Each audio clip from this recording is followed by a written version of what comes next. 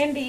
ఇదైతే మినప్పట్టు, అంటే మినప్పప్పు తొక్కతో ఉన్న పప్పు అయితే తీసుకుంటాం కదా, అది కడిగేసేసి తీసుకుని శుభ్రంగా వాష్ చేసుకుని నేనైతే ఈ జాలి దాంతో కడిగేసానండి. కడిగేసి దీనికి పచ్చిమిర్చి ఒక 7-8 పచ్చిమిర్చి వేసేసి మిక్సీలో పట్టేసాను.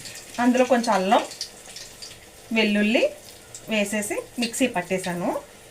అయితే నిన్న పాడ్యం రోజు కదా, మనం ఏమీ అంటే ఆనియన్ ఏమీ తినకూడదు కదా, అందుకని ఈరోజు ఆనియన్ అయితే తినేస్తున్నాము.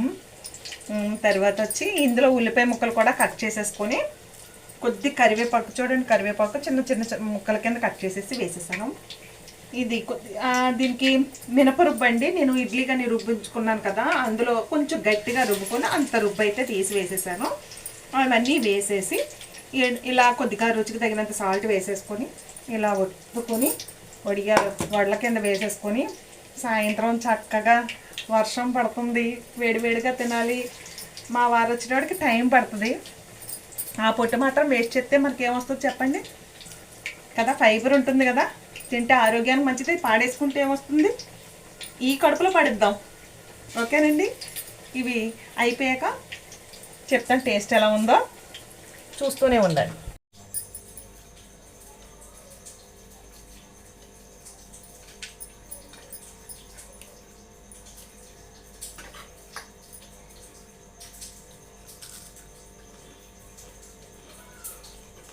క్రిస్పీగా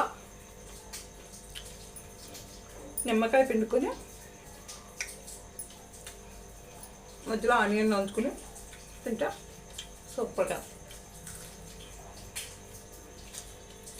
చల్లని వర్షంలో కమ్మగా.